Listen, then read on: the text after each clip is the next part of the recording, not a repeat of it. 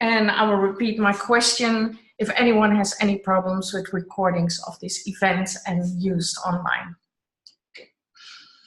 Okay, well, welcome everyone. For those of you who do not know me, my name is Ingun Bol. I'm the founder and board member of Female Wave of Change. Welcome to this online global opening of the Female Wave of Change Month of Economic Empowerment. Female Wave of Change started in the beginning of 2017, so almost 2 years. We're really working up to that 2 years. Represented in over 30 countries right now, and we're really expanding fast. Since mid-2018, we decided that we really had to focus on certain topics. And in September, that was our first month, that was Human Rights Month, and because we really felt that if you look at the female wave of change and the thing that we really want our ultimate goal is to create a better world for everyone, then human rights is one of those big issues that you really have to address. So that is why we started in that month. I'm going to stop share this screen because you have seen it right now so that we can have a look at each other. That's more important. But anyhow, after the Human Rights Month, one of the statements was a very important one, was that to stimulate economic and social empowerment, to fight poverty, to become independent and end violence against women and children. We had a lot of events that month, and every time, it was addressed that economic empowerment was so important. And since economic empowerment for us as well is very important, we really want to work on that. So that's why this month is Economic Empowerment for Women Month.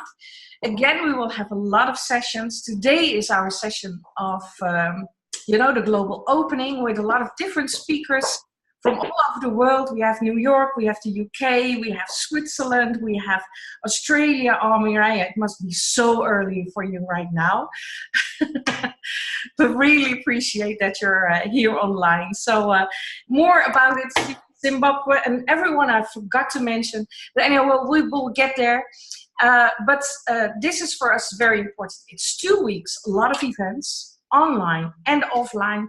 And after those two weeks, again, we will come with a Female Wave of Change statement, a call to action, and we will ask women and also men, they can be involved, to really start new projects if that is one of the items that comes from all these meetings. So I want to introduce you to Renee, also one of our board members, and the floor is yours. Thank you, Ingun. So my name is Renee van der Burg, and after a career in human resources in corporate high tech, I am now active and working as HR consultant, as coach and mentor. And next to that, I'm also joined a couple of boards, pro bono boards. And why I joined Female Wave of Change is basically because they want to change things that I'm also passionate about. And that's about, the equality of feminine and masculine values. You know all the story about that.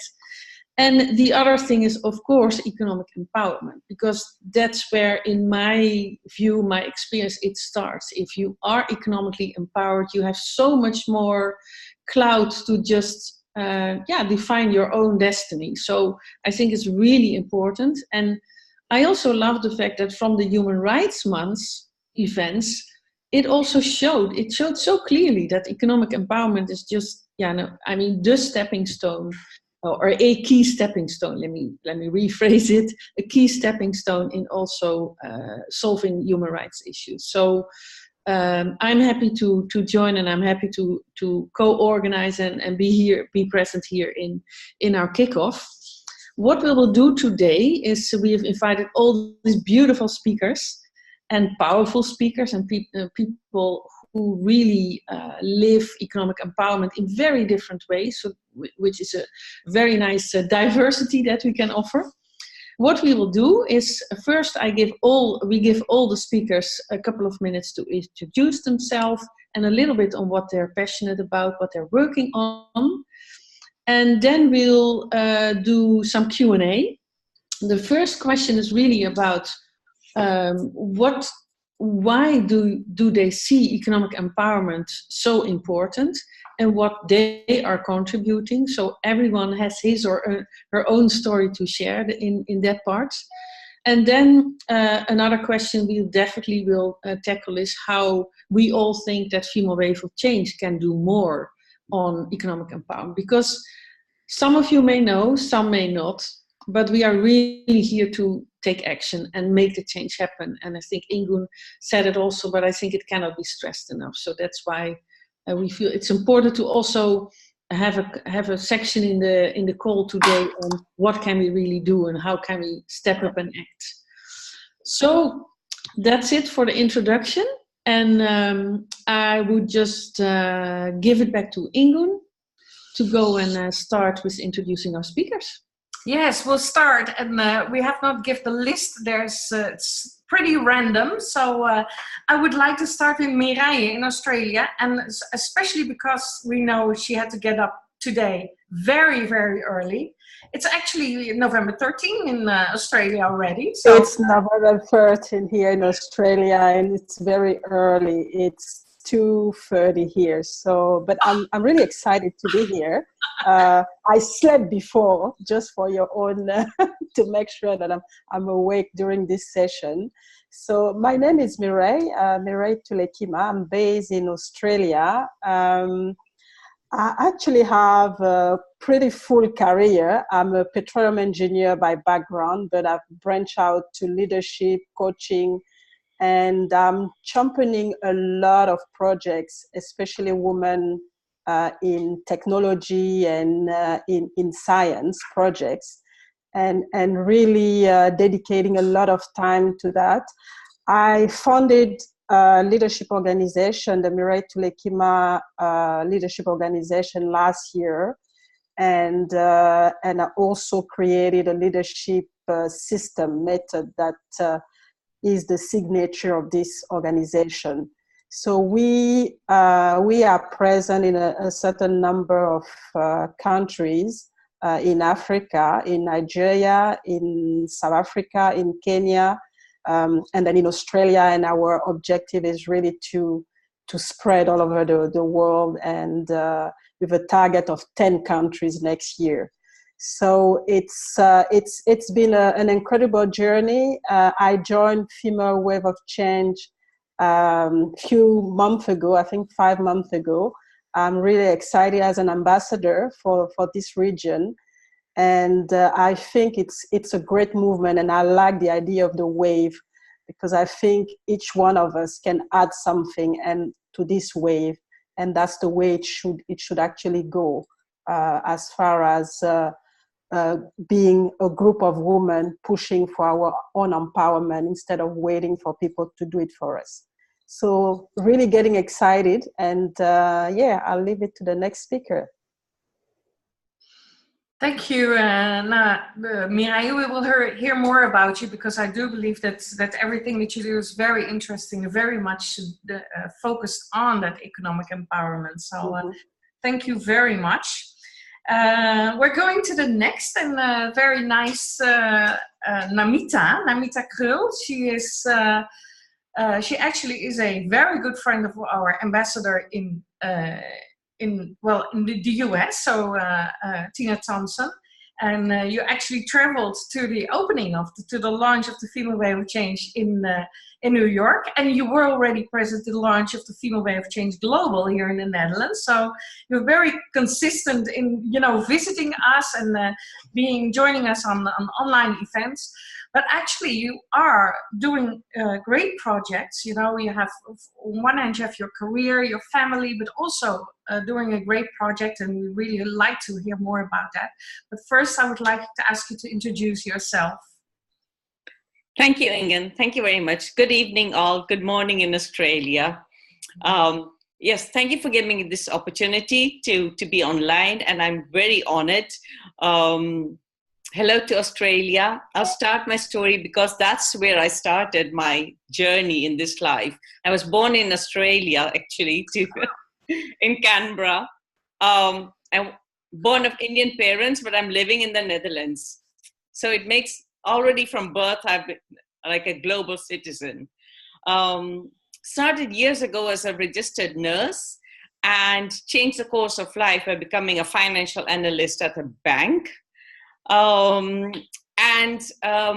In 2010, after I finished my MBA, I went back to India and I saw the marginalized women.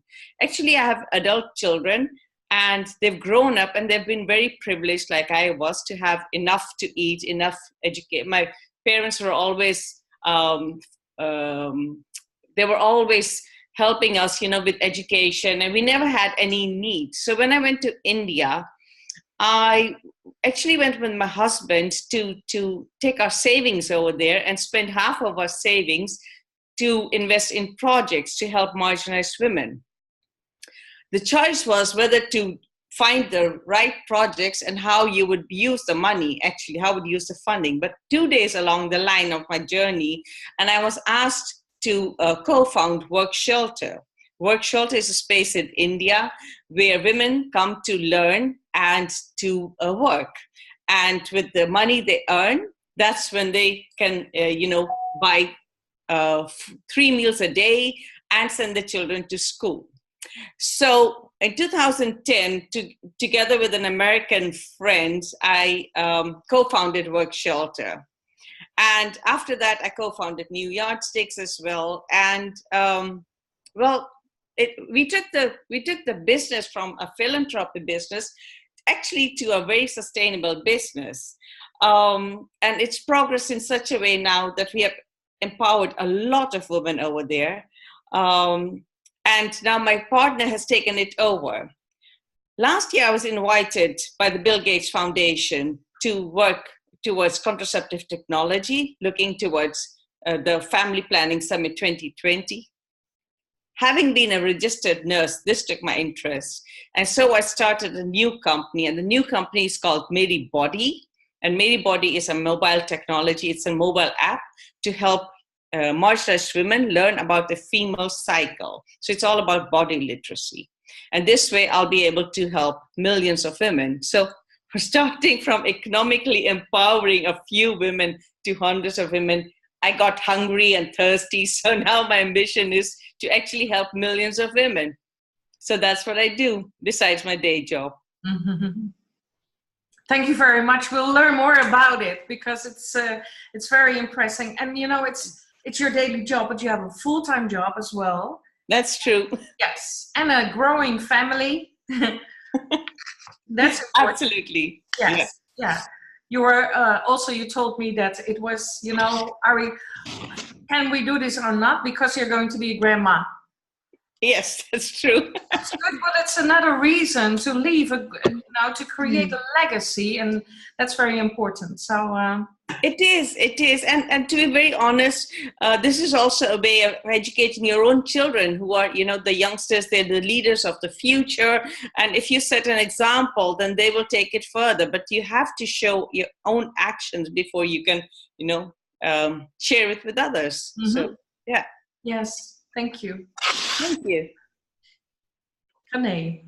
Yeah, let me introduce you Coty Jeronimus. She's a Dutch lady living, and she has lived abroad for, I think, more than 20 years. She's now in the south of Switzerland, and she has quite an impressive track record in the fashion industry, working in Quicksilver, North Face. And along her career, I think she'll tell you more about it, but she really experienced the waste in the industry and also the sometimes, terrible methods of production. So that's why she educated herself again and really delved into this sustainability aspect of the textile industry, the fashion industry. And she's active in many organizations. I think she'll tell you all about it. And also she has her own consultancy and does a great project, why we have invited her here. So Coty, you're unmuted already, please. Yeah. I just unmuted myself. Thank you very much for this great introduction, Renee.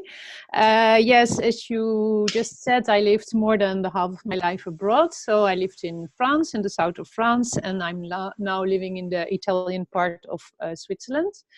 I'm working since 25 years in the textile industry for different corporate brands, as you mentioned, as a buyer, a sourcing and product manager. And I traveled, I can say, all over the world.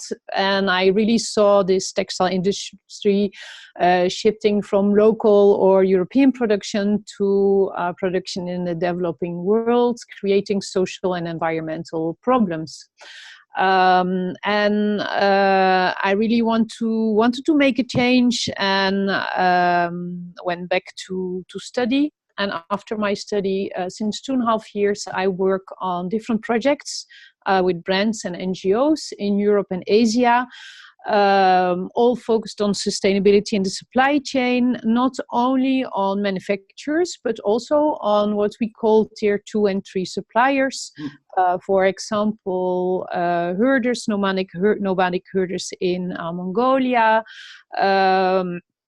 also tier 2 suppliers in Nepal, and also working on standards and certifications with global international NGOs. And on the top of that, I'm also developing a platform with other women where we really want to help small to medium brands to embed good into their retail chain, add value in the retail chain, and also help them to educate their customers. And beside that, I just co-founded a social business. It's still in the startup phase. This business is called Nomad News, where news means wool, and where we sustainably source fibers from Mongolia. I will tell you later because it's really a great story. And these fibers are hand spun in Nepal and sold in Europe for the do-it-yourself knitter. Our customer, they can knit their own unique product with these luxury yarns. It's mainly camel, yak, and a special sheep breed. We don't use cashmere because cashmere is one of the biggest factors of the desertification in Mongolia. That's why we work on other fibers. And our final customer, they can knit for good, since we are telling a story behind each yarn. Our objective is to increase the amount of herders and women, the spinners we work with, and helping them to increase the livelihood. And we aim in 5 years to work with at least 120 women in 2 countries, Nepal and Mongolia. So that's already a preview on what we're gonna talk about more in the next part, right? Because I think we're all very curious how you do that, and also how you empower the women that you're working on. So yeah, we'll be listening with our ears wide open. Thank you. Another speaker we have is Patricia. Patricia is from Spain, but she's living in the Netherlands, and she's a marketing professional. She specializes in brand communication, in business development for brands like Volvo and Audi and HBO, so quite high-level brands.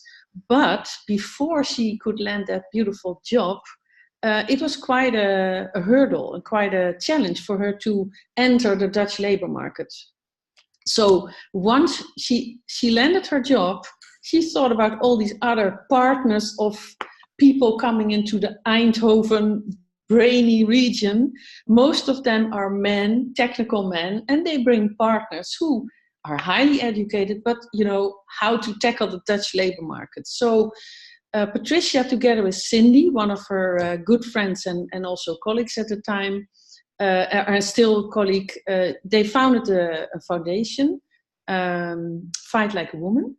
And with that foundation, they really help people coming in the Netherlands that really want to tackle the challenges of the Dutch labor market. But I won't tell you more because it's her story, of course. So Patricia, if you can unmute, then the floor is yours.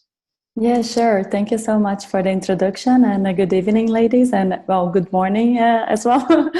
But yeah, it's a pleasure to be here with you, and yes, as Renee already commented to you. Are you hearing me, guys?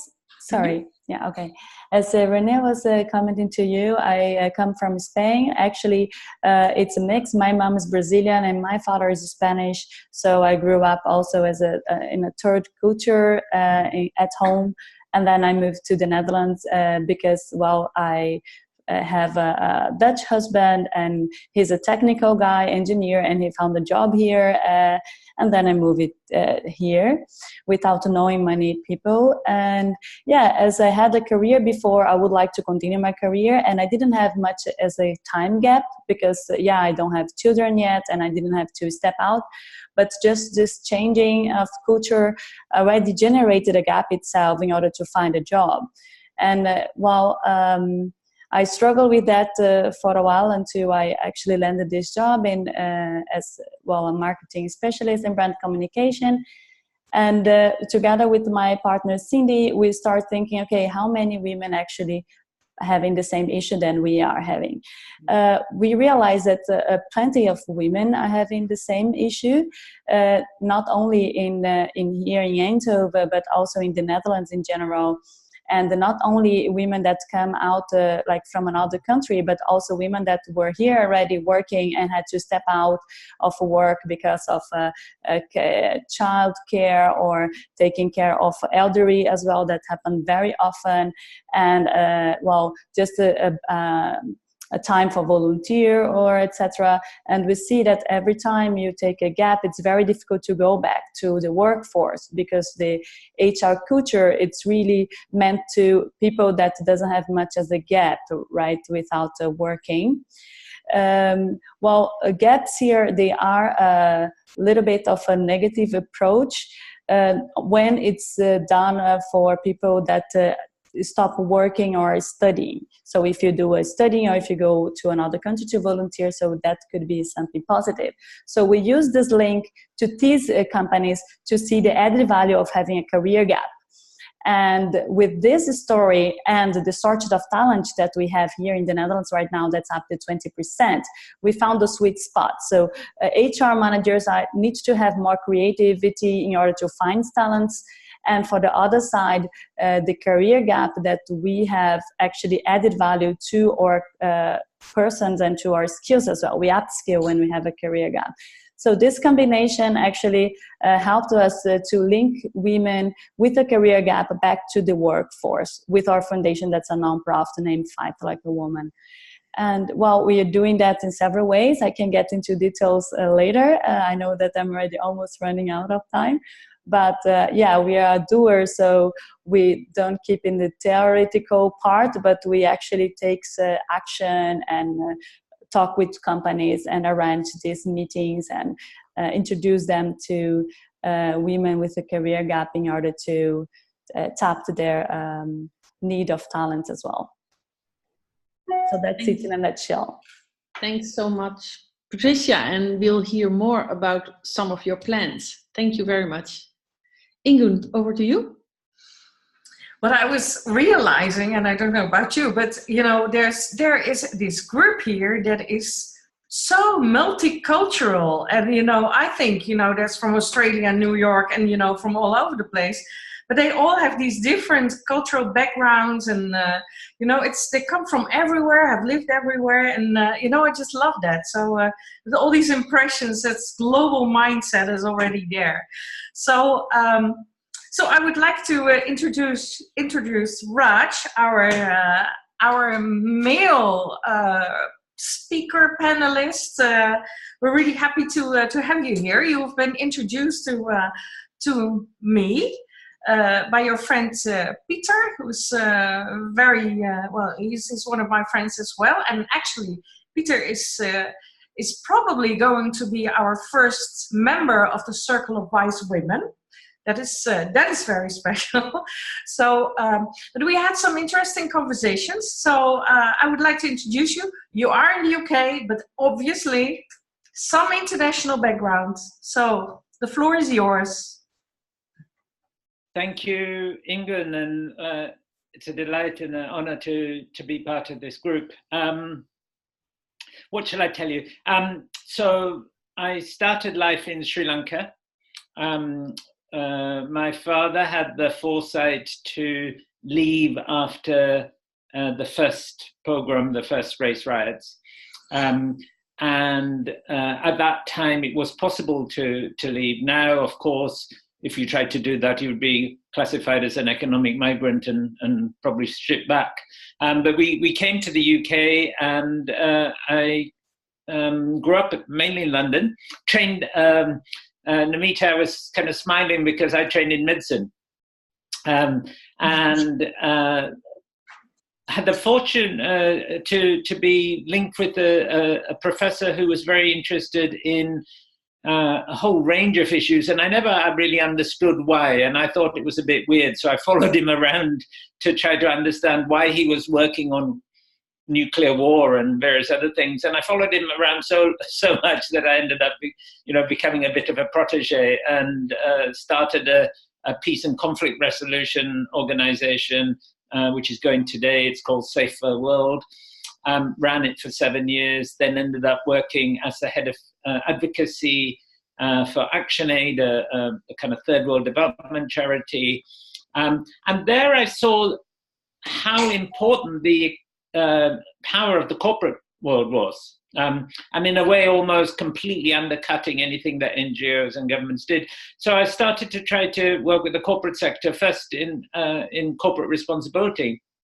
That was a time when it seems naive, but we thought we could find a third way, right? We could help companies put people and profit together. And from that, ended up actually thinking this is not working. I need to go to the source of the problem, which I understood to be the financial sector.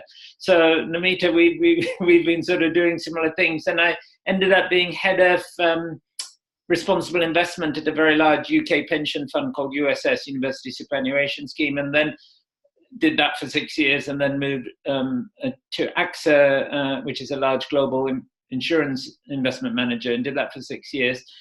Great time, really learned a lot, think I had some impact with my team, but sort of came to the conclusion that actually when the constraints on internal change are so strong, it's really not much point to try to do best in class. And so I ended up forming a kind of insider-outsider think tank called Preventable Surprises, which I've been running for the last 6 years. And for me, the fascination to be on this call is the whole issue about gender balance in corporations and in the investment community itself, and how, despite having lots of good evidence for it being a good thing and certainly not a bad thing, actually progress, McKinsey says quite explicitly, progress has stalled. Something like 4% of US CEOs are women. And I think the election is a really interesting result in the States, because on one hand you have white male Democrats down to about 38% of the House. But in the Republicans' case, it's gone up from 86 to 90%.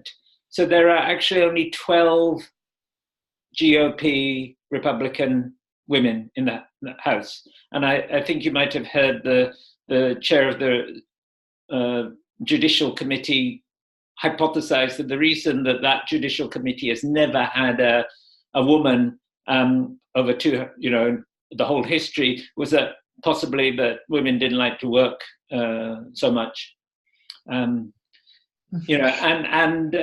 Sadly, I think the corporate and investment world is much closer to the Republican view of women and gender representation than, to polarize the Democrat. And my feeling is that there's a huge amount of evidence that suggests that,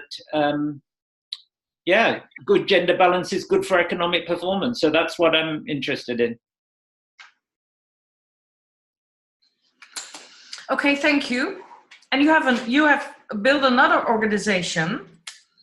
So we will hear more about that later on. Absolutely. Who did I miss? Mellany. I didn't miss her. It's a little bit dark right now, Mel. So Mellany joined us only a couple of weeks ago as our ambassador for Zimbabwe. And that was because our ambassador at that time, Yari, she was very busy with all her work on human rights issues and her television show.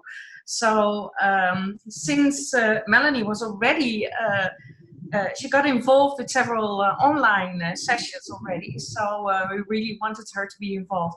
Mellany has is a good example of a very corporate lady. So we don't see you very much, but I hope we can hear you, Mel. Okay. I just privately sent you a message. So I'm about to get home like in a minute. So okay. I just need you can get somebody to introduce so that I'm back online in the lights. I'm actually in the car being chauffeur driven. So that's why it's now dark. Okay. Okay. We'll see you back in a couple of minutes. Bye-bye. Yes. Definitely. All right. Okay, well then we'll go to the last introduction. That will be Annalie. Annalie from so where is Annalie from? Well, you do your introductions. She's a member of our Circle of Wise Women, and we're really happy to have her on board. So I wonder where you have traveled.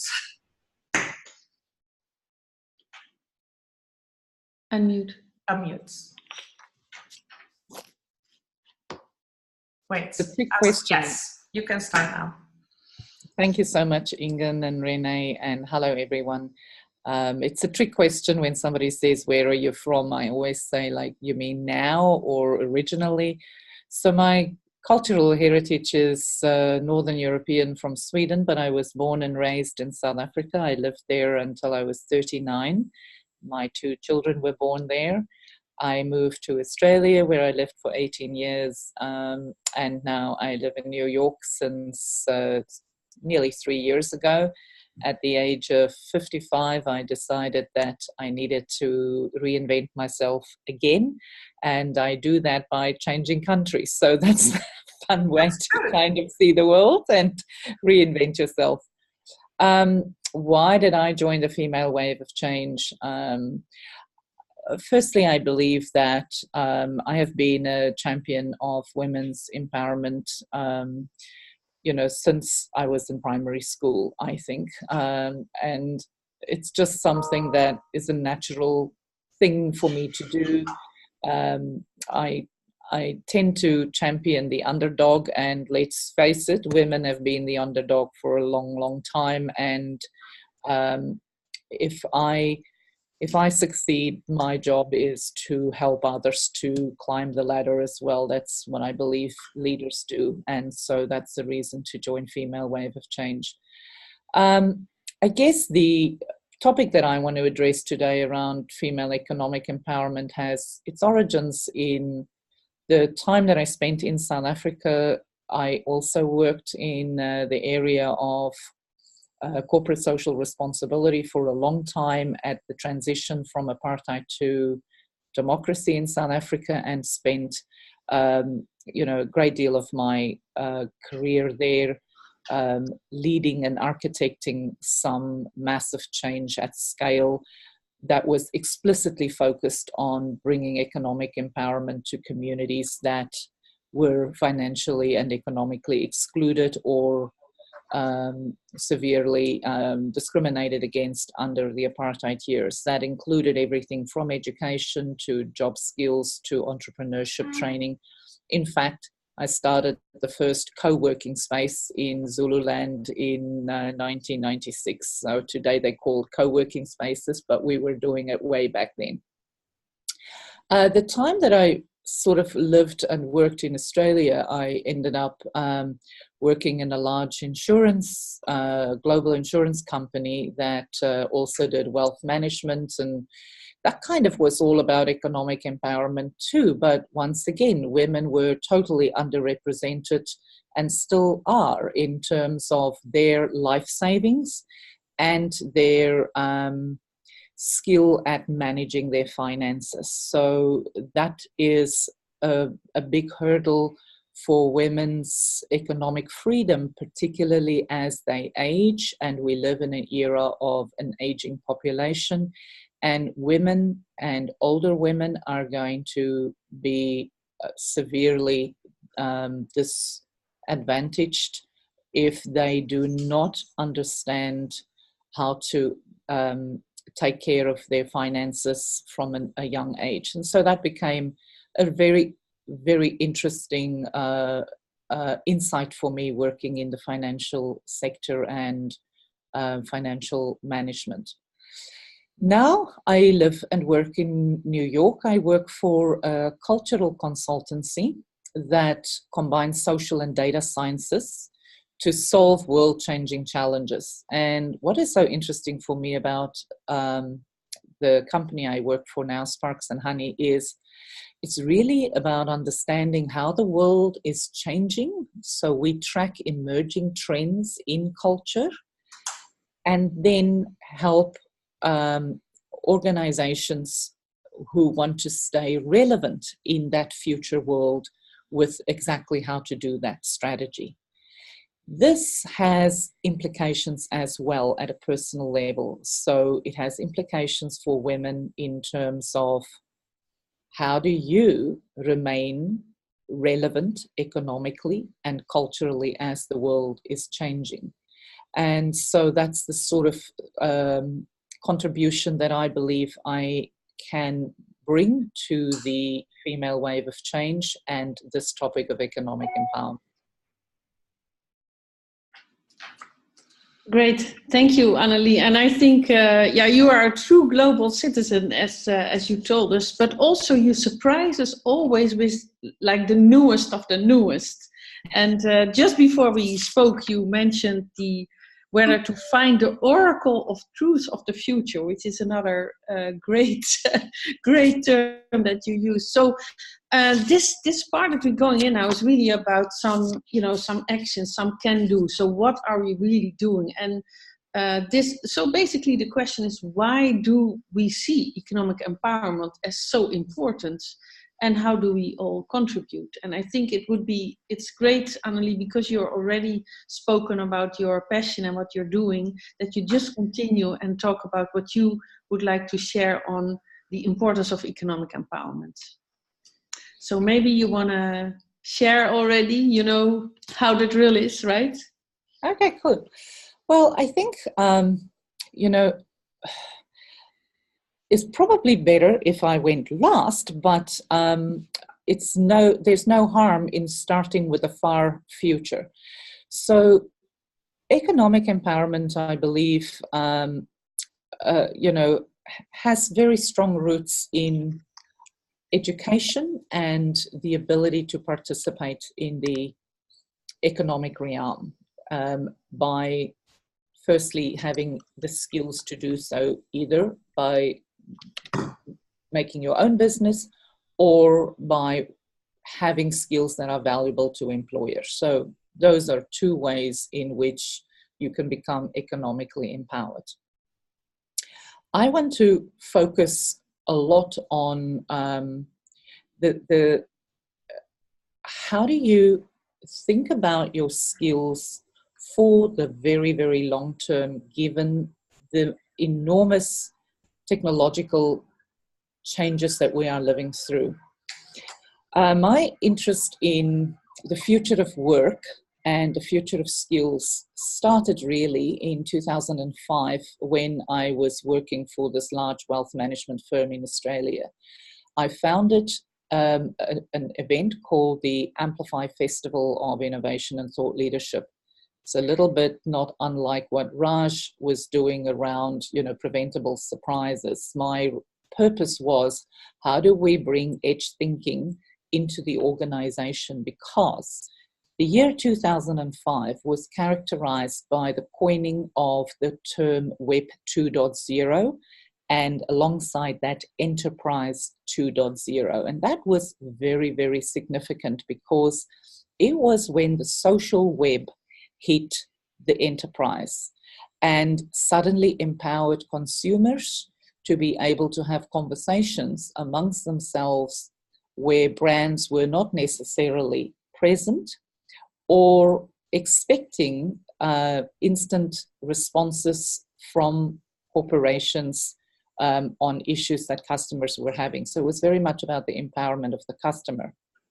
And I recognized that the corporations were just not ready and prepared for it, and neither were employees, let alone leadership, because they believed that they could control the message, and this was really about the economic liberation of consumers.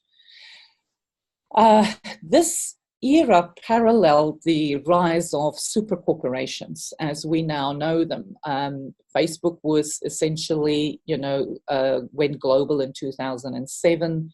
Google became the new superpower, and alongside that, Apple and Amazon.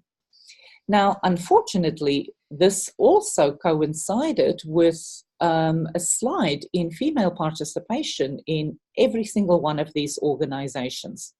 And this is a massive problem. So what we see today is the biggest super corporations in the world are being led exclusively by men. Women aren't there. And this is exacerbated by the tech and biotech innovation revolution and startup world, where we're also seeing women totally underrepresented, not only in numbers as workers, but also in terms of venture capital flows. Out of all the venture capital in the world, in the year 2017, women earned only 2%. Only 2% flowed to women. That is a shocking figure, because it tells us that for years to come, female economic empowerment is going to be hampered. If money is not flowing to female entrepreneurs, this is a huge problem, and we have to fix that. So that's partly what I want to talk about today, is how can we address that? Now, many women will not be entrepreneurs in their own right, but also continue to depend on participating through jobs. What we need to understand is that the world of formal employment is being disrupted by digital, biological, and information technologies, as Klaus Schwab from the World Economic Forum termed in a paper that I believe every woman should read. It's called The Fourth Industrial Revolution. He published it 2 years ago at the World Economic Forum, and it's available free to download for free. So what is really interesting about the Fourth Industrial Revolution and how it will affect us all is that it's a revolution that is different to the previous industrial revolution, where physical human power was replaced by robots. But today, it's cognitive power that is being replaced by automation or robots or algorithms, whatever you want to call them. I'll just call them bots for short. And so this industrial revolution is very, very different, because it can automate routine tasks. And not only that, the change is exponential in the sense that it doesn't cost much more to add computing power. However, for many of us humans, we think in a linear way. We think change is a constant, whereas the digital revolution just means that, it is not a linear path. It can leapfrog, just like it's exponential in nature. I'm not doing a great job by explaining that. But think about this.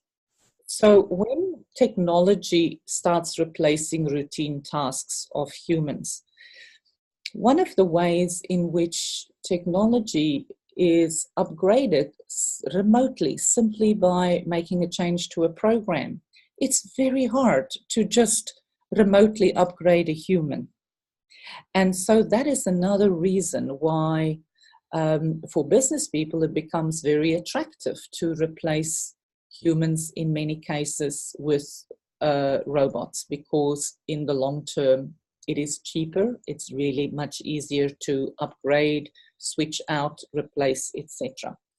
And the third thing is that when robots are connected to other robots, suddenly you get networks of robots connected in ways that is very much different to what humans can do. Now, here comes the good news. We can do something about that by recognizing what is it about humans that is unique that we need to develop so that we will remain relevant in this future, so that we can actually champion our own economic empowerment alongside the robots.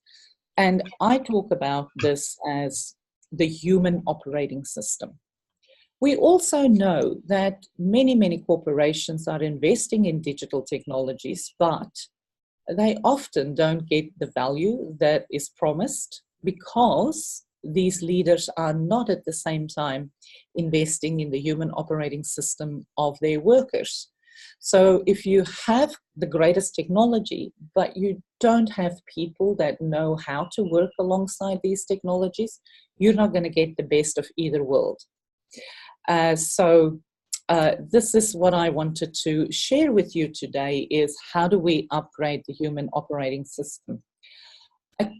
I've bucketed them into 3 areas. The first is the art of humanness, leverage what we're great at as humans and develop that. So it's like work with your strengths.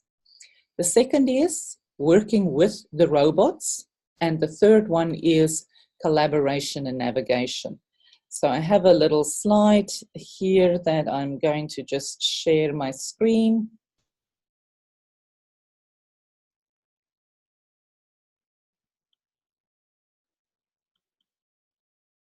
Is that working? Great. On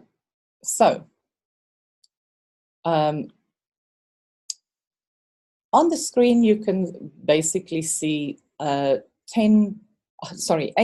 different skills around upgrading the human operating system. And I will walk through them first through the art of humanness. The first one is cultivating a let me just move this thing because it's in the way. Can't see. A future-oriented mindset. Sorry, guys. The pop-up screen with everybody's faces is in front of me, and I can't see you all. Let me just get that out the way.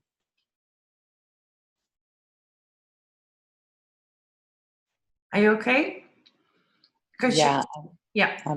I'm struggling with just the screen that is in the wrong place. Are you able to see the screen? Yes. Yes. Okay.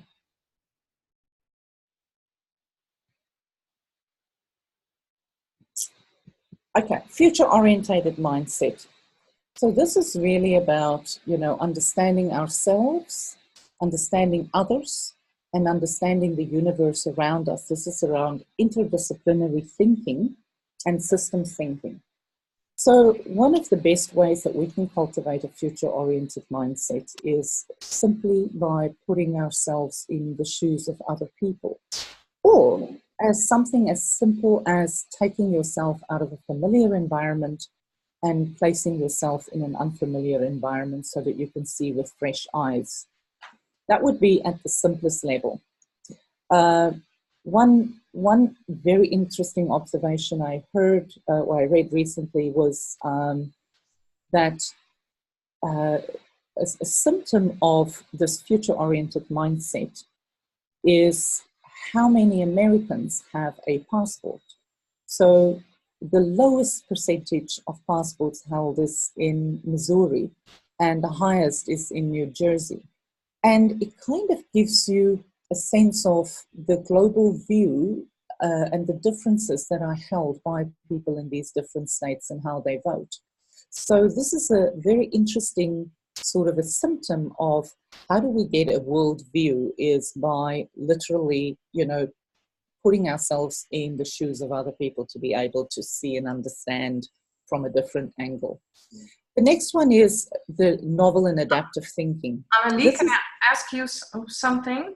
Yes. It would be, I think this is it's very, very, very interesting, but I think we have to do the short version for today. Okay. Because otherwise we don't have time even for people to react and to respond on what is going. Okay. I really would love to hear that. Well, let me then just quickly rush through. So novel and adaptive thinking, social intelligence, and resilience and resourcefulness. Those are the human attributes that we need to cultivate. Around working with bots, we need to develop our own entrepreneurial thinking and computational thinking. That's really about basic data literacy. And the last two is around new media literacy and influence.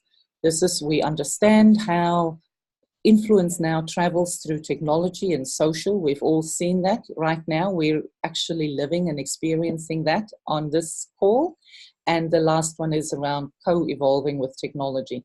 This is literally maintaining your skills and staying fresh all the time in terms of being able to use and integrate technology in how we work. And I'll stop there.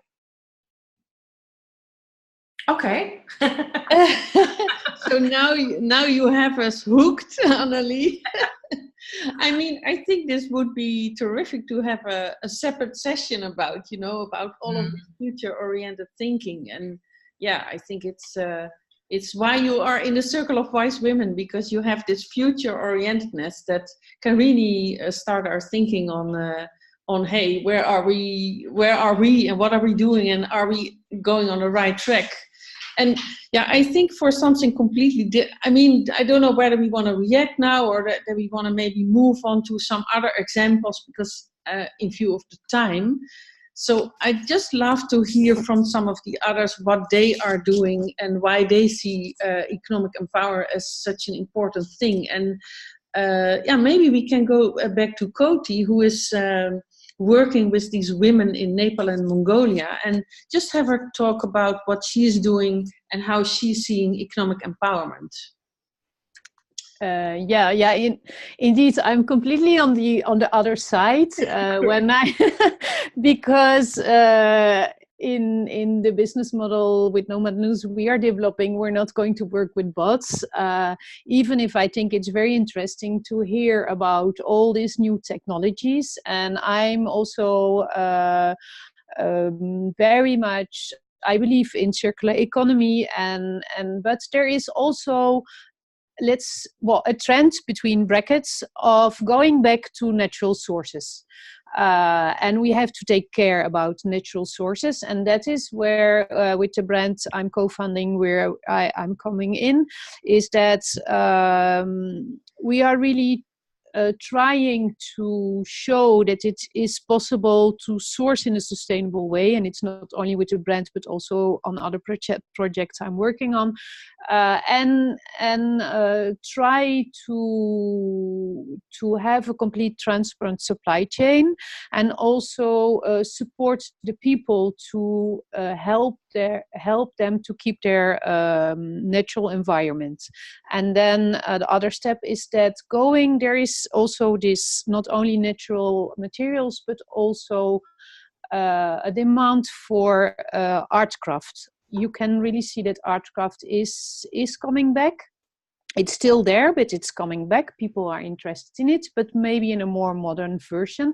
And people are also asking for unique products, and also for products which are made in a circular way. So we just heard about linear, and I think it's very important in the future to be able to, when we are designing a product, to be able to either recycle it back into a new product, whatever it is an art craft or a natural product, or a technology product. But that is very important in order to be able to avoid waste. And so what we are doing is, so we started to work with a group of women. We set up a framework with some local stakeholders in Nepal and in Mongolia. What kind of women we would like, women in need, of course, we would like to work with. It's a little bit similar, I believe, as what Namita was saying about the work shelter. So these women, they are highly qualified in spinning. So they are spinning, and we tell our final customer that it is a special fiber and yarn, and that it's not regular. And we are also promoting it with, there is a high community of do-it-yourself knitters in Europe and in the US also. And we work with designers who are designing patterns and products with our yarns. So they will be, the promotion will be next year. And this will help the woman, because in Nepal the problem is that women have no decision-making authority, and there is also a high gender inequality and a lack of information for this woman. So a lot of women coming or families are coming from the mountains, living in the city, and they really live in very poor circumstances. So with the creating jobs, and not just doing charity, creating jobs for this woman, and where they can still do their normal work at house, it will give them the possibility to have more responsibility, increase their livelihood. So that is the Nepalese part, and we want to copy the system in Mongolia. For the moment we didn't start because we were not able to train the women in Mongolia to have the same quality of yarns.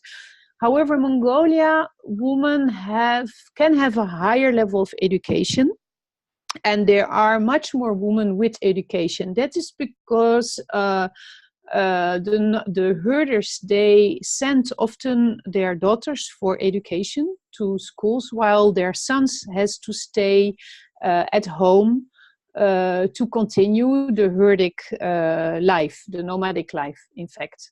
But still, the problem is then that there's still an inequality in the labor market. And women, they merely earn an average of 85% of the men's wages in Mongolia. So you see there is a difference between both countries. But there also then women, they carry a double burden with responsibilities at home and at work. And there is also a gender-based level of discrimination. In both countries, there is a lot of sexual traffic in Nepal and in Mongolia. And also in Mongolia, there is a level of physical violence. And really, there is, so again, if you compare both countries, Nepal is ranked 149 on the latest Human Development Index, while Mongolia is is rated on the 92nd place. But due to the climate change, there are a lot of herder families who are leaving the steppe and they're going to live in the city. So and they live at the border without water, without electricity. There's a lot of pollution, and there is no work. They are unable to access many of services of the city. So there in these both countries there are similar and different topics, but we hope that so with this brand, after all, it's social business. We need to sell here in Europe and to give it back to the women. And we also want to we are in contact with local stakeholders, NGOs, to set up workshops for the women so that they understand what are their rights and how they can, and also to increase the awareness of what are their rights and how they can increase their livelihood. Yeah, so Coty, what I understand here, of course, it's a totally different story than Annalie did. Yeah. Well, talking with women in Mongolia and Nepal on, robotics, I think it's a bit, so we all have our place in the story of economic empowerment, I would say. And I think what you do for them is very hands-on and will help them every day in their life, the women, the men, but also the children. And Annalie is really giving us the bigger picture, how to be prepared for the future. So I think it's a great contrast, but it's beautiful to have both these ends of the dimension in our midst. So yeah, thank you for sharing. Pleasure. Ingun, I think back to you. Yes, I totally agree. It's, it is a big challenge to really do it at global and local level. And it's, you need the global, because especially you cannot do the things that you're doing right now in Nepal and Mongolia without seeing what is going on at that global level. So it's very important. I really would like to go back for a moment to Mel. Oh, okay. Oh, yeah, you're here. I didn't see you. Okay. I'm sorry, you're back on track. So you didn't introduce yourself yet. So please do. Yes. Okay. I'm Mellany.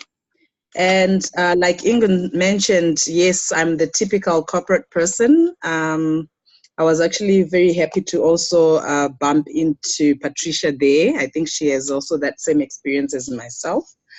I'm a marketing practitioner in a telecom company, so definitely I understood the issues about chatbots. There we are into telecommunications, media, and technology.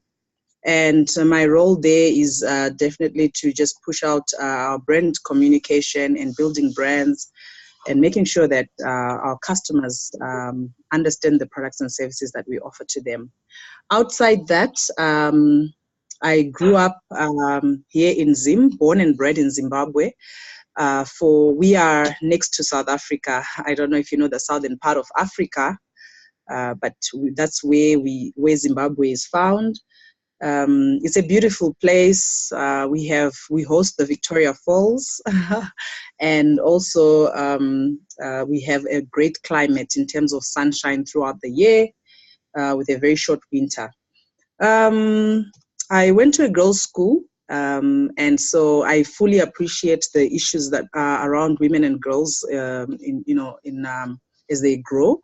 And that's my passion around the trust that I'm running, which is called Manasikana Trust, where it really focuses on menstrual hygiene. It affects a lot of girls here in Africa, and I know in Zimbabwe we really have issues around our currencies, and we import most of the stuff so much that you have people actually missing school because they are having a period. You have adults who are staying in the villages not able to actually use the right material, so much that they get infections and things that they shouldn't be getting because, it's supposed to be basic to every woman. So the trust is just there to try and have a sustainable way of making sure that women have access to hygienic methods during that that time of the month. And so we are looking into distributing as much as possible menstrual cups, because they are long-term. They can stay up to 10 years. They are eco-friendly. It's a new culture, but it's more sustainable. We are looking into washable pads, where a person, as long as you have access to clean water and able to dry it up and reuse it, that's sustainable in a way. We also here and there obviously do the fundraising part, where you fundraise and you donate. But once you leave that place, once they've used it that month, they need to look for you again and say, I need help. So that's why we're just trying to look as much as possible to partner with people who can help us supply long-term solutions. Something that takes somebody, 2 months or 3 months makes a difference here for us. I'm also into a lot of women empowerment, and this is where I just decided to also then use my skill in terms of my knowledge in the space of business. So I do a lot of speaking locally and also internationally. I've been to India, several places, where I just go and speak to women about how to, run successful businesses, how to, start branding and making sure that their product brands are well represented, and also just the personal branding aspect of it, in terms of you just being a woman and making sure that, you are who you are and you express yourself and you do not allow the social issues to block your vision or mission of life, and you do it in a feminine way. So I do talk about a lot in that aspect. I joined the Female Wave of Change recently, like Ingun mentioned, and I think just last week I was announced as the Zimbabwe ambassador. So I'm still fresh and new, but I'm very, very excited because I see the opportunity of women coming together, sharing their stories. There's this part of us, I think for most women, there are issues to do with work, life, issues. They are the ones that I come across a lot, where people actually say, how are you the general manager of this big entity, but you've got 3 kids, you've got a husband to manage? A lot of those questions come up with from the young girls as they join the workforce. People leave jobs because they're pregnant or their husband doesn't allow them and all that. So those are some of the things that I've come across, and I believe that can be addressed by sharing our stories, how we are managing it, how we are, making sure that we live our lives very fulfilled, but also managing the cultural aspects and social norms, this part of Africa, in such a way that they're just not inhibiting somebody or, making sure, we just want to make sure that you get your human rights aligned to what you believe and all that. So those are the issues at this side. And I'm very excited to be part of everybody here. Thank you, Ingun. Back to you. I have to mute myself. Yes. Thank you very much. I hear you. Yes, I would love to before she falls asleep, Mireille. No, it's not that bad. But if you hear Mellany talk about leadership and the things that are happening, the challenges that women are facing in Africa. You work a lot with women in Africa, leadership programs, but also in other countries. So Mireille, I would love to hear your perspective on what do you see happening as far as, you say, women empowerment, leadership, development, things like that. Well, what do you envision? Okay, so my vision really is for as many women to participate. Mel? So yes. Okay, there was a misunderstanding because I'm sorry. I was asking Mireille. I will be back with you. Oh, sorry. That's the other lady. Yes, it's all right. Sorry. Let me mute. Yeah. So I think it's. It's a difficult question, and I've worked. You mentioned it. I've worked globally. I'm in an industry. I studied in an industry where I was always a minority. The oil and gas industry. Always the only female, and then also the only person from a small country, from a person of color. So being always a minority, you have a sense that you will never be able to do it. But I think what I do right now, especially with my organization, my leadership organization, is to really make sure that women understand that it starts with their mindset. And we women, we don't realize all the skills that we have. We can manage a house, we can manage different people, we can multitask, but for certain reason, we don't use those skills to try to convert this into something that we can monetize. And that's really what I push through my leadership, really making sure that the women have the right mindset, that they realize that they have the skills and they should actually try to use that to generate income for them. And because at the end of the day, this possibility of generating income is going to actually give them self-esteem, give them a voice, so they will be able to sit on the table with the male and have a proper conversation. So that's really where I put my focus on, training the mindset and really making sure that women understand that they can do it.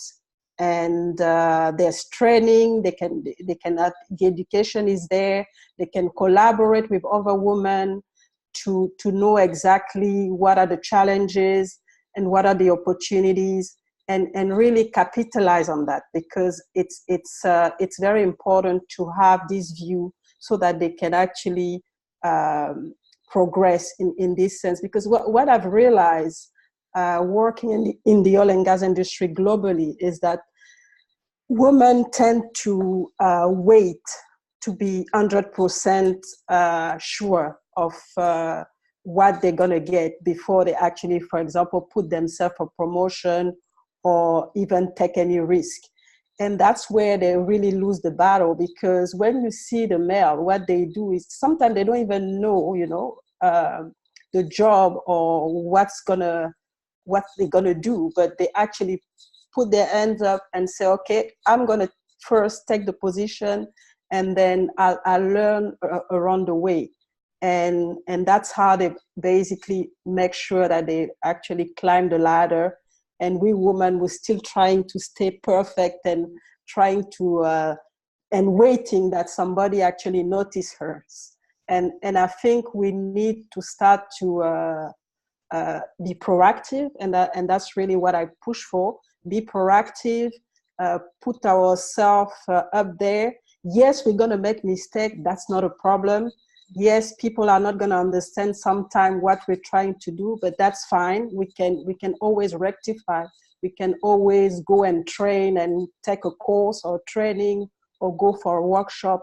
That's not, as long as we learn from it and as long as we take the next step, that's really what's important. Mm-hmm. So as part of the Mireille Toulekima global leadership, I mean, it's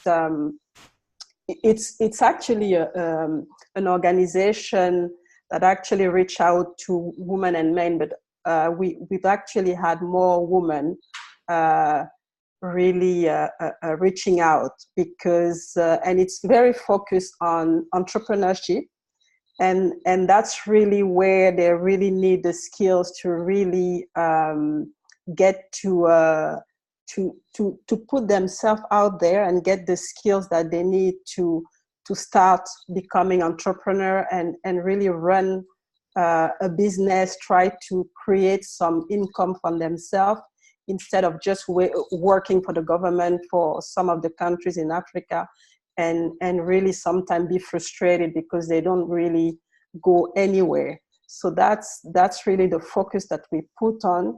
We challenge them to come up with ideas, to come up with and to action, because that's really the problem. Sometimes we have all those ideas, but we never share, we never action, and they just get buried and nothing is happening. Mm-hmm. So that's one of the focus that we put as well. I'm also involved in I'm championing a lot of what we call the STEM. So more the youth, and particularly girls, pushing them to get involved in science.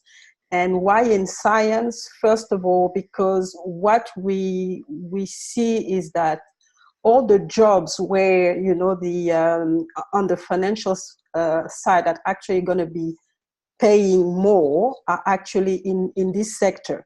So if they can actually already be very familiar with science and technology at a very young age, and it becomes really a natural thing, then they can actually get to a certain empowerment at some point. and really play a role in the community, in the environment, to create a sustainable economy that can actually help them to still be a player in the economy and really helping also the next generation coming behind them.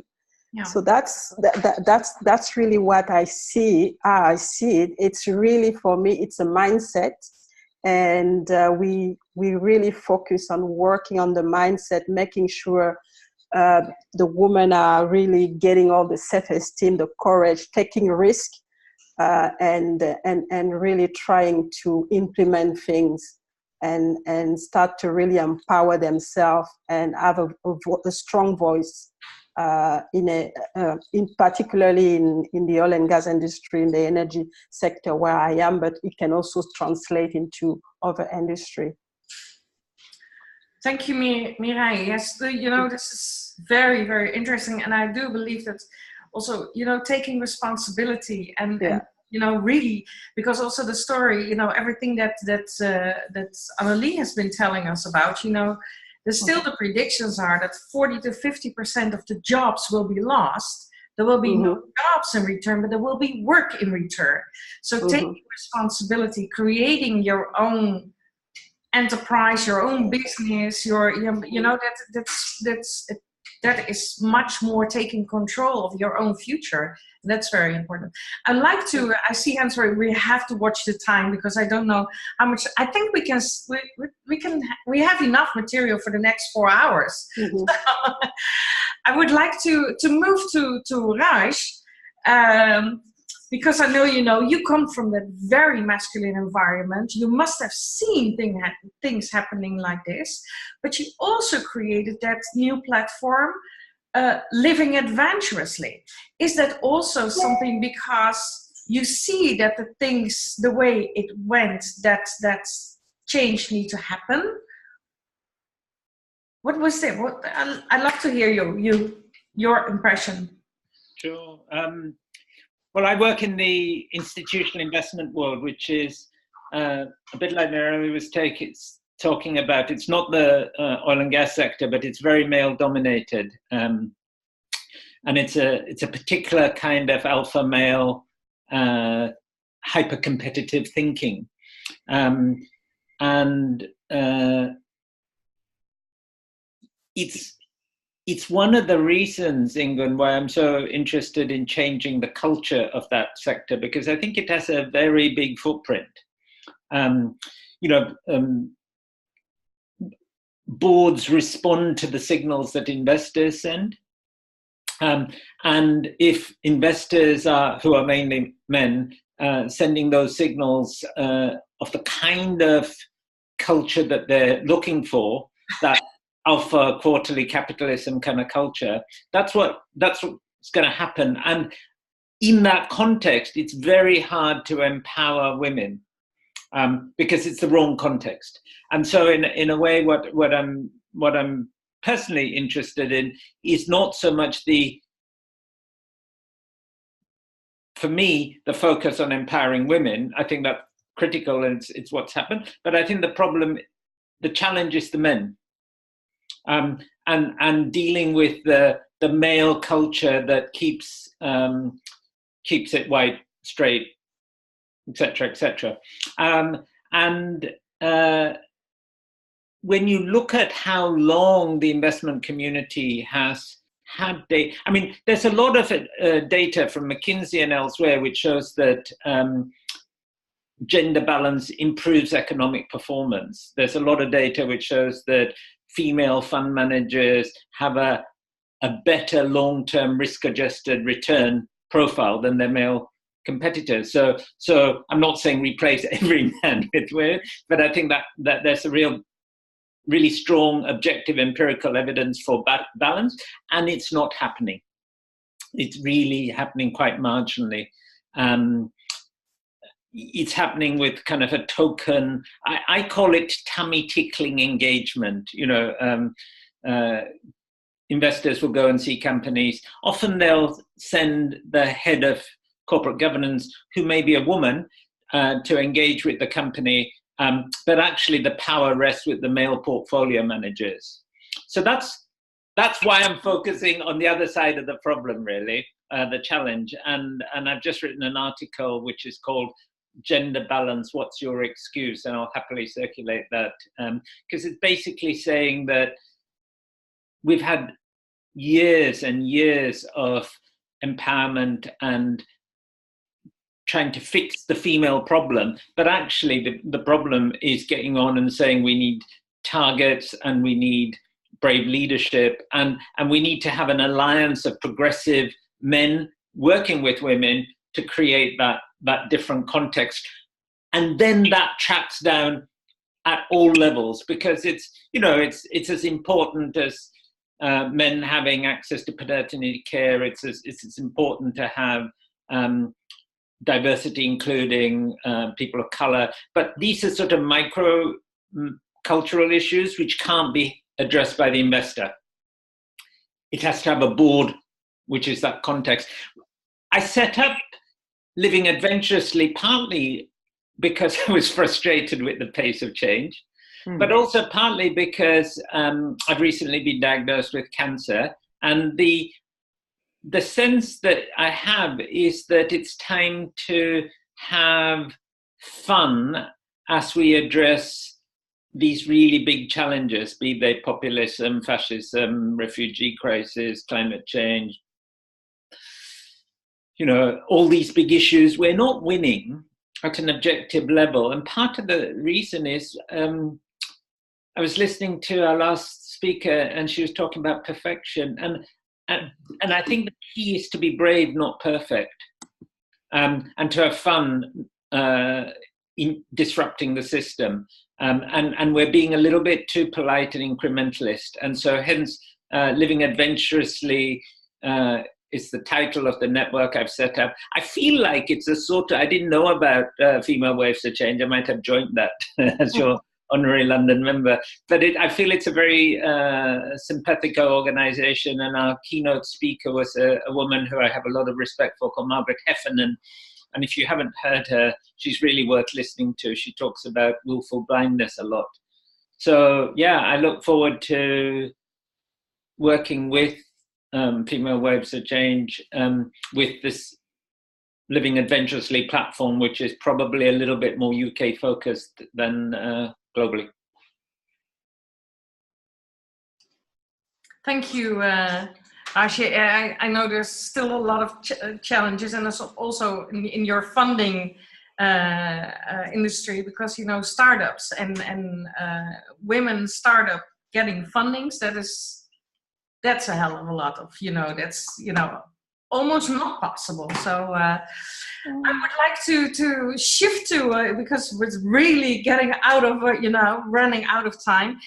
Namita, what is really the reason behind what you're doing in India? Because, it's not just, creating awareness. There is some, get these women up and going. Right. So before I go on that, I've heard a lot of things as well. And we all seem to have a different definition for economic empowerment. Mm-hmm. And it goes from, hygiene products to empowering, to mindset change, to leadership. So it would be helpful if we could, sort of focus back instead of having very broad things. Because what I do in India is really help the marginalized women who barely have enough money to eat. I've done that with Work Shelter for the last 7 years. And you see, the thing about India is it's got 1.3 billion people. The population is 1.3 billion. Half of them are under 25 years.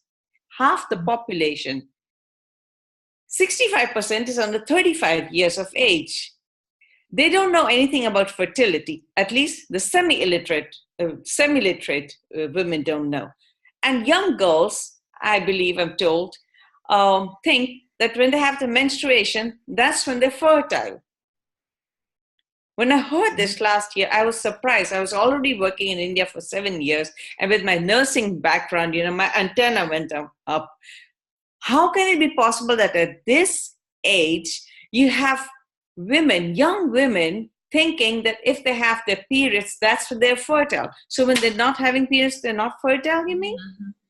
Mm-hmm. Basic science is just in the cycle of 28 days, it's only 2 or 3 days that you're really fertile. Mm-hmm. I also know from my experience that young girls, and in this age of technology, they're very much tech savvy as well. They might not have that much to eat or drink, but they all want to have a phone in their hands. So that's when I thought I'd use mobile technology to educate young women. And there's a lot of what I heard Mel say as well. There's a lot of common ground that we can talk on about as well. But basically, you need to find solutions to a huge problem. And the problem is that if they do not know much about contraceptive technology, if they do not know how the cycle works, then when they do get pregnant, because they're very, very young, especially in rural areas, they tend to go for abortion. It's not my numbers, but statistics show that 15.6 million abortions took place in 2015. The population of the Netherlands is 16 million.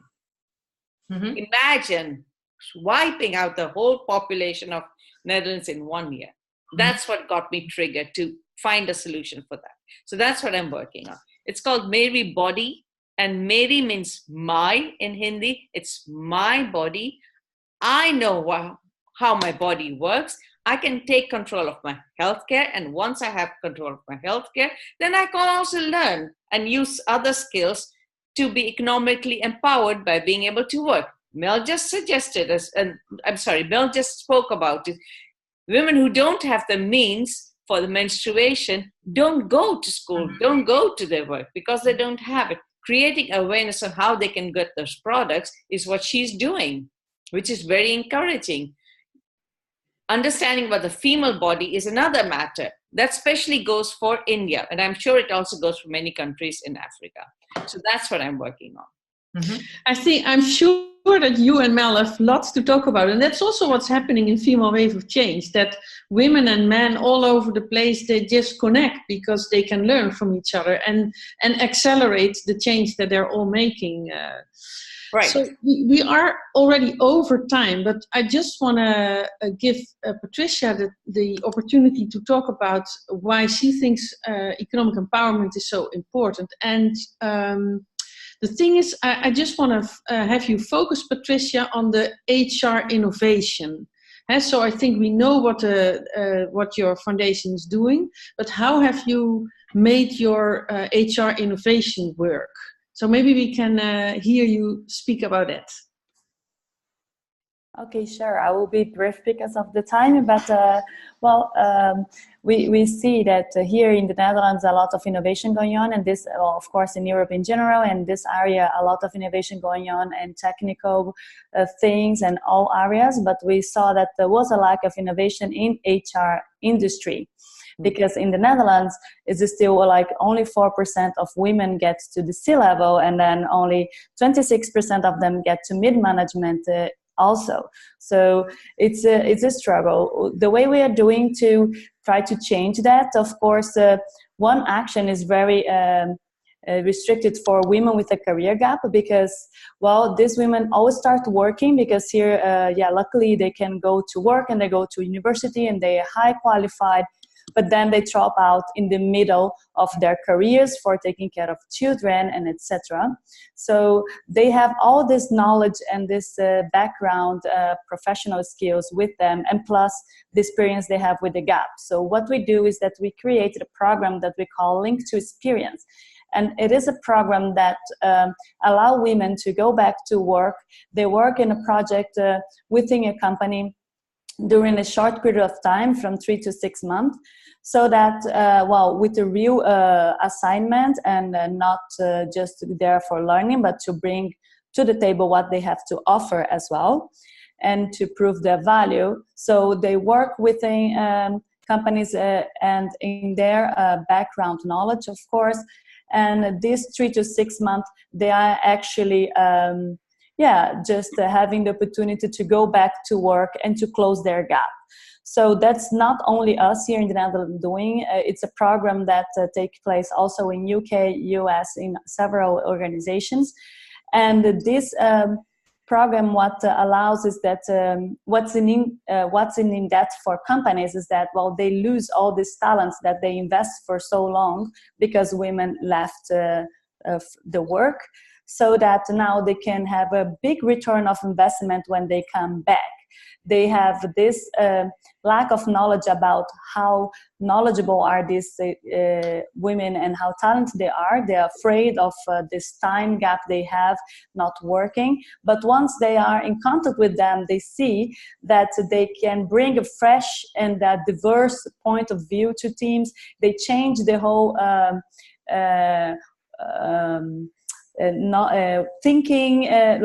thinking in a team. Normally you always go to the same solutions because there wasn't much diversity within the team. So they just bring this spicy and this knowledge that they have and the different experience to the table.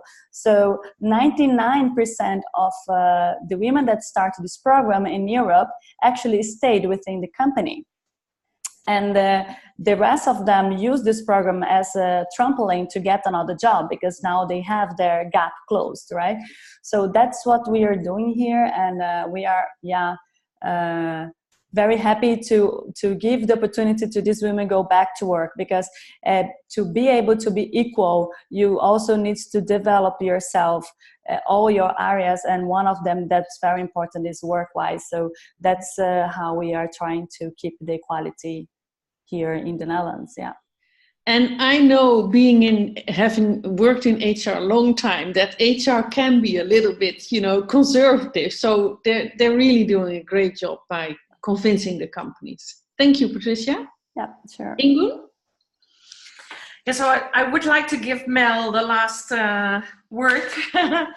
You were late, so I would like to have your impression on, why this is so important, and also, what can we do? How can Female Wave of Change contribute? And I do agree absolutely with Namita, economic empowerment, and that is also in our final statement of the human rights. That is so, that's so much, it is education, it is about grassroots, it is about corporate, it is about leadership, it is about so many issues. It is about funding, it is about startups, it is about entrepreneurship. So there's so much to do, and we cannot tackle all, but what we do want is, to at least give an impression.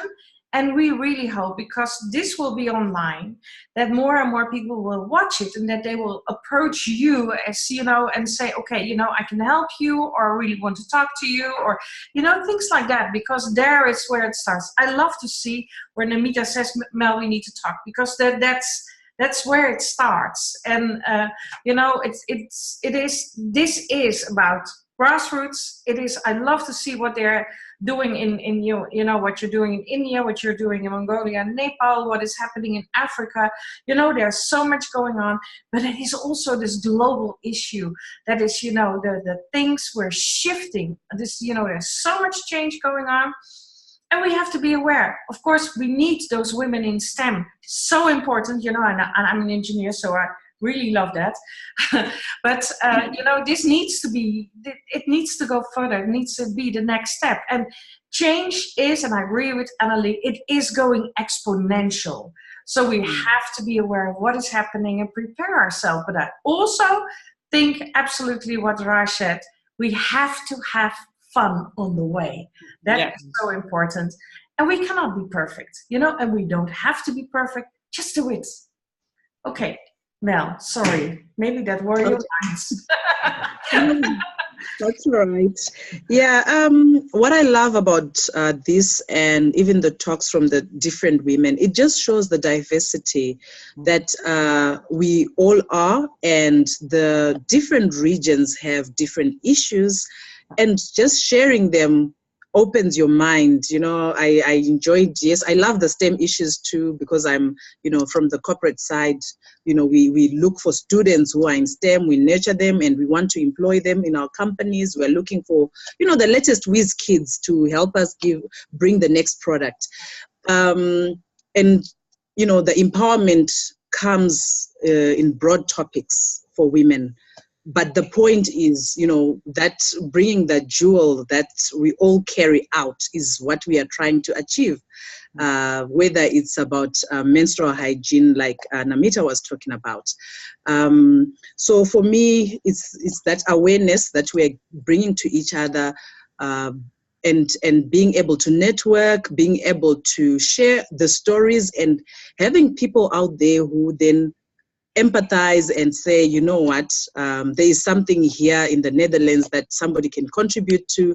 There's something here that someone can contribute to in Africa in terms of just assisting. And sometimes when you're not aware of your need to be empowered, you actually, don't think about it. I love the talk about upgrading the human operating system. I face it in my organization because the generation of people who have come are not exposed to what, the global arena has brought in, the chatbots, yes, the digital marketing elements, and we're having to, try and upskill a lot of people because that's the way the world has become. And doing that is not an easy thing. And, you want more women to also join in, things like programming, that type of stuff, the STEM subjects, basically.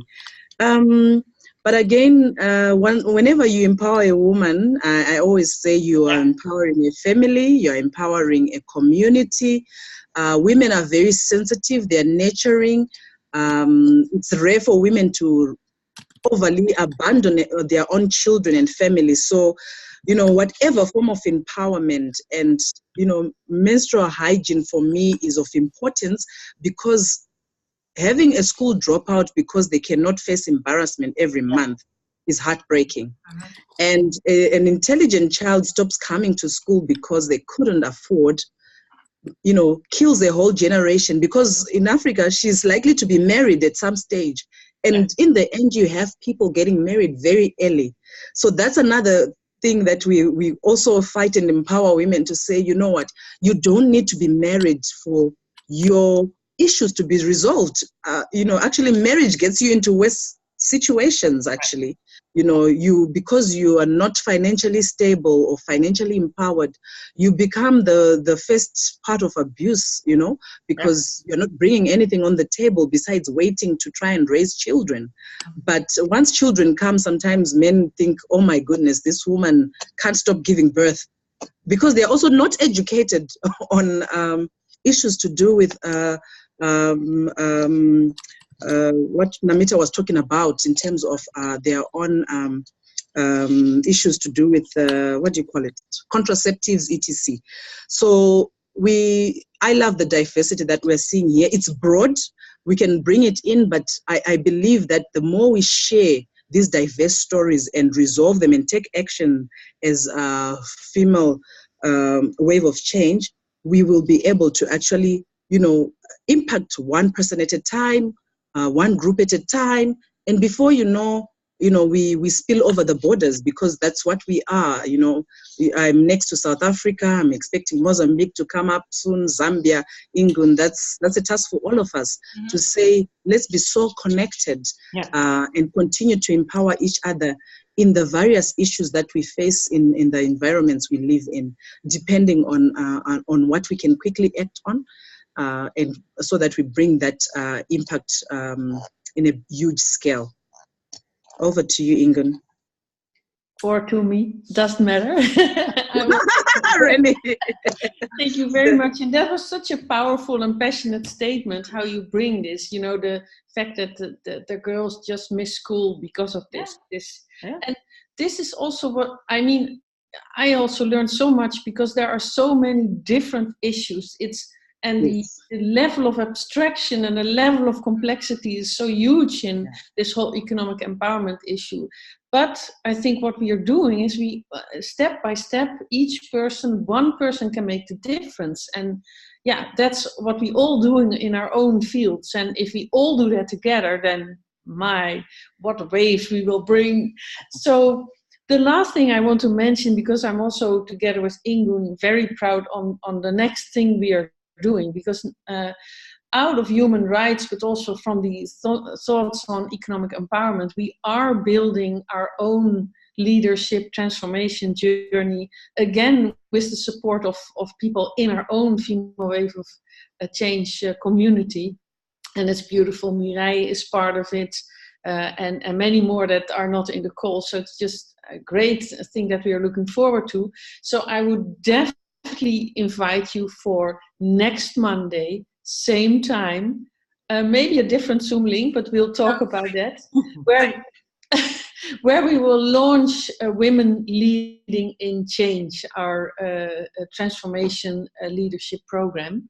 For now, I think I just want to be really thankful to all of you that you have joined and spent your time and given us your wisdom, your experience, your examples. And I think giving us also a lot of inspiration again. So thanks a lot. Thank you. And I'm sure we'll make powerful connections full of waves of change. Thanks a lot. Thank you. Thank you. Bye-bye. Bye-bye. Thank you.